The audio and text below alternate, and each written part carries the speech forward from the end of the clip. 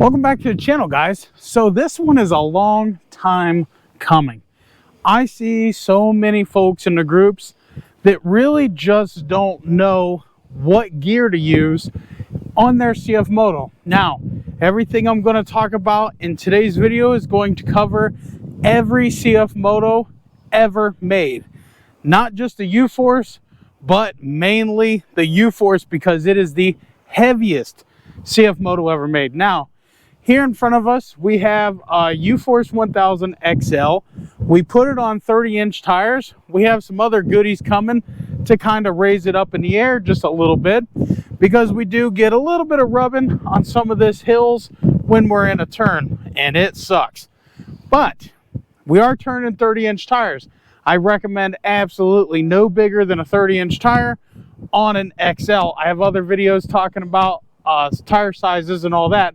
This video is about high and low range, when you should use it, when you should not use the gears. So let's think of it this way. And if you have any CFMOTO unit, there's instructions in your manual that tells you how to use the gears. But we're going to go over it. And even in this XL, right by the gear shifter, it specifically tells you pretty much low all the time. And we get a lot of people that are riding in high, they're burning up belts, etc., etc. And I'm here to help you keep from burning up a belt. Now, this here unit has my R.N.G Performance primary clutch kit. You can find that on my website, www.rngperformance.net. It also has our multi-angle billet helix that we sell on there. It's from Stingray Mods. He designed it. I'm the distributor for it. And we use the stock secondary spring on this setup clocked at B2. We really like the stock secondary springs on the CFMOTOs in the bigger units. We do sell an aftermarket spring. That's a whole other video. So, for instance, we're out here and we're wanting to go riding, Ronnie. We want to go riding. Yeah. What gear should we be in from the minute we get off the trailer? Which technically we drove this here. We didn't get off the trailer. But when I was out there at the road, what gear should I have stopped and put it in? Low. Low. Now, Ronnie, why would we use low gear? He owns a CFMOTO. See, I got him. I got one of you guys right here. Ronnie, we use low range because of the gear ratio, the torque. It's easier on the belt. It's easier on the belt and keeps it cooler. It keeps it cooler because you have higher RPMs with the fan, because there's a fan on the clutch, is able to move more air, so it keeps it cooler, keeps the belt temps down, and it's less stress on the drive line, right? Right. That makes sense? Okay. So you have a CFMOTO. What gear have you been riding in the woods? High, low, all depends on. All depends upon. So you know, as a rider, you know when to use high and when to use low. You just didn't know why I use low all the time. Right. Okay. So I've been riding with Ronnie for years, so I knew that he knew this. But no matter what machine you own Polarises, you own Hondas, and depending upon the situation, you're mostly in a low, right? Yeah. Well, unless it's your Honda, then you're in like first or second gear, which is similar to our low, right? Because he has a Honda that you shift, that does wheelies. Yeah. So we're going to go over some scenarios and show you guys what to do and what not to do in high and low. Now, when you see my videos out here of the 600, I'm in high some of the time when I'm going really fast. But even then, sometimes when I'm going really fast, I'm in low too because I like the power. I know some folks think I don't ride crazy. I don't do all the hills and stuff. Well, technically, if you're in a trail, there's inclines no matter what. And we're going to go over a few of those. We're going to go to one trail that's an incline, and I'm going to show you that it's okay to run high in that trail.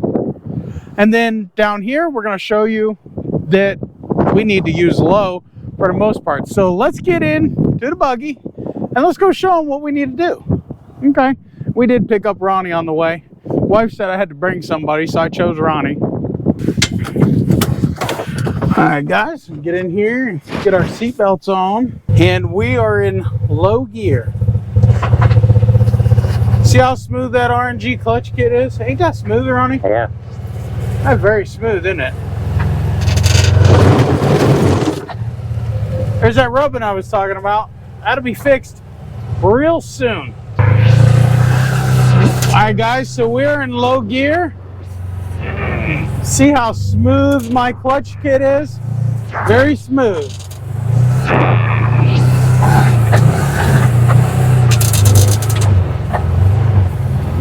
And this is a very bumpy trail, isn't it, Ronnie? Yes. A little bit of rubbing. They don't rub when you keep them straight.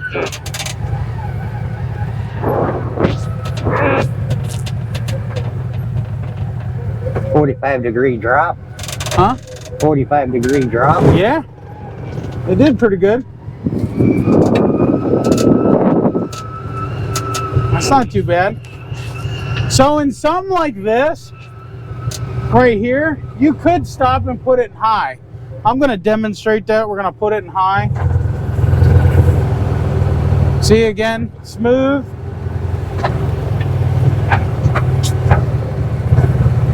Real smooth.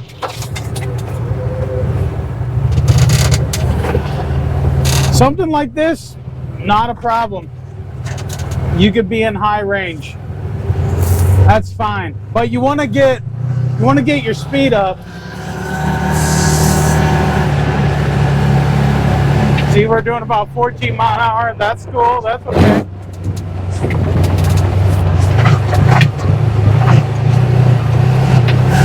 Okay.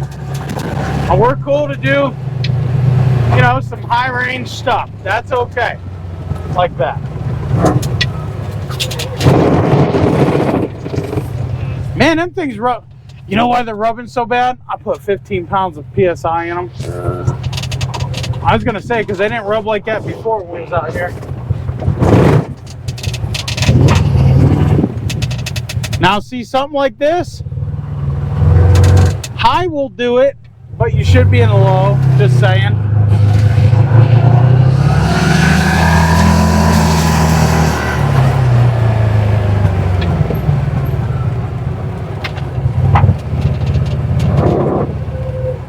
Now this here, this is a demonstration of a pretty flat trail, but it has an incline that steadily goes up, and we're going to demonstrate that. So we're going to leave it in high because we can get up to 20. Actually, I've been up to 50 mile an hour on this trail on my 600.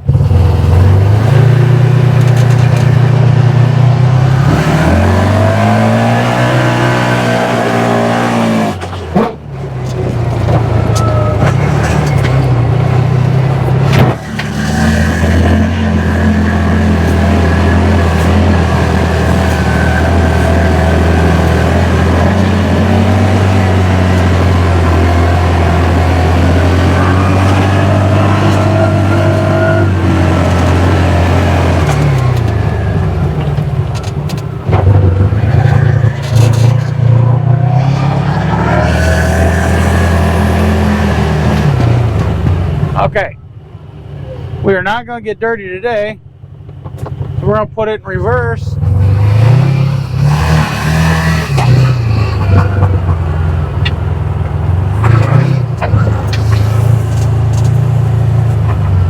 Again, super smooth.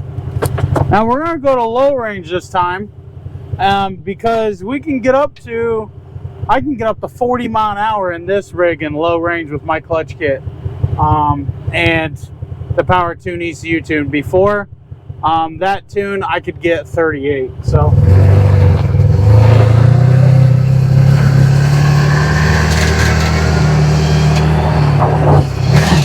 now we are going downhill. So the reason I picked low is because the engine brake will be more aggressive in low. Okay. So those of you that like engine braking, keep that in mind.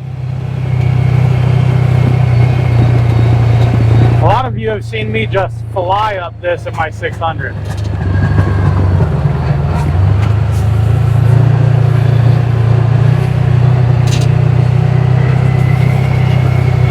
Cool, there we go.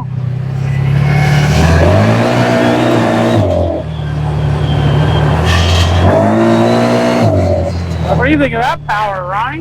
Yeah. Nice. That's pretty good.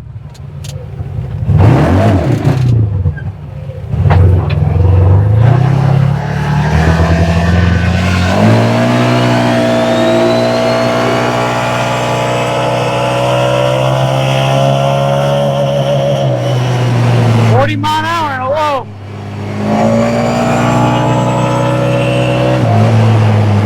Woo! She just screams.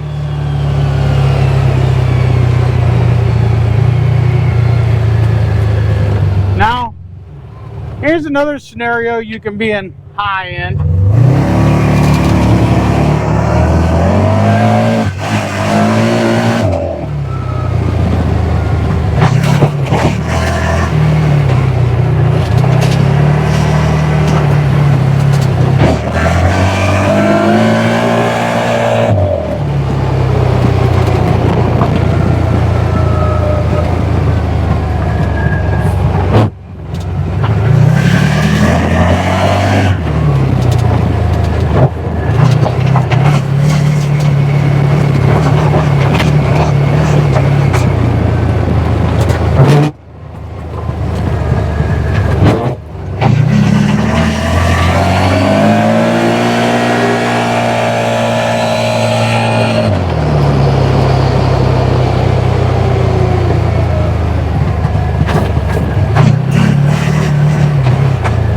So now here's another scenario. Let's say you're cruising a trail and you see a little hill that looks like this. And you want to try and climb it. We can do that. But we're going to want to put it in four-wheel drive and low, not high.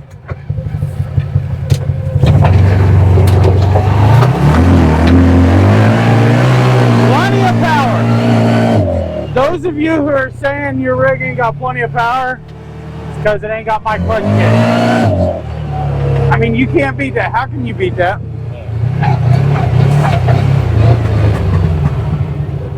I'll two-wheel drive again.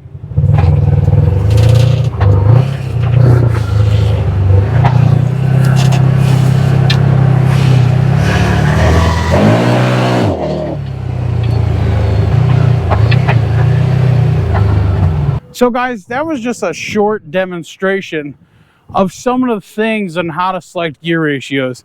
I can go on and on and on all day long and show you guys more scenarios. But one thing I want to touch base on, I'm going to read this to you. To avoid transmission damage, shift only when vehicle is stationary and at idle. Apply brake to start when this vehicle is not in operation or unattended. Okay, must use low gear if total payload is greater than 860 pounds. Total payload includes weight of operator, passenger, cargo, accessories, and trailer. So 860 pounds is not a lot, especially when you start getting bigger tires, because here's the thing, that 860 pounds they're guesstimating on the stock tires, not bigger ones, not 30s, not 32s, which I would never run a 32 on here. So when you go up in a tire size, that payload capacity comes down technically because it changes the gear ratio and all that. But then you start adding bumpers, lights, windshields. Some of you have doors. I'll have doors here soon. We got a headache rack. We have the whip lights. We have the stereo. It all adds up. And me, I'm not a small guy, so I'm 335 pounds plus 40 plus another 50. What does this weigh? 10 pounds maybe? It all adds up pretty quick. And then when you add the bigger tires, it makes it even more rougher. So definitely read that sticker and use low. Also, they didn't really talk about inclines or anything, but that also includes that too. So definitely want to, any kind of inclines or whatever, unless it's something you can go up at 30 or 40 miles an hour, put it in low. The general rule of thumb for me is 20 and under low, 20 and over high. Now there is times that I'll run up to 30, and as you just seen, even 40 in here. I would say, for me personally, I would say I safely run this up to 30 miles an hour in low just fine. Not sustained by any means, but a short period of time. Let's be honest here. If you're in the woods, you come up with a nice straight, you don't want to stop and shift. And let's face it, if you do stop and shift, what are you going to get up to anyway? 30, 35? So just leave it low, hit it real quick, and then slow back down. It'll be fine, guys. And it will save the belt and the clutches and all that, especially when you get my kit. So I'm going to close this video out and say thank you guys for stopping in and watching. I really, truly hope that this helps you understand your CFMOTO better. Not just the XL, but the 400, 500, 600, 800, 1000s, C-Force, Z-Force, U-Force, the whole 9 yards. The same concept pertains to all other machines, and that is how I'm getting 1,000 miles out of a belt before I change it. I even got 2,700 miles on a CFMOTO belt before I changed it, and that belt's still good. It's actually in Ronnie's unit in his trunk for a spare. Yep. Remember? It's still there. It's been there for a couple years. Great. All right, guys. Peace out and God bless. Me and Ronnie's gonna go play.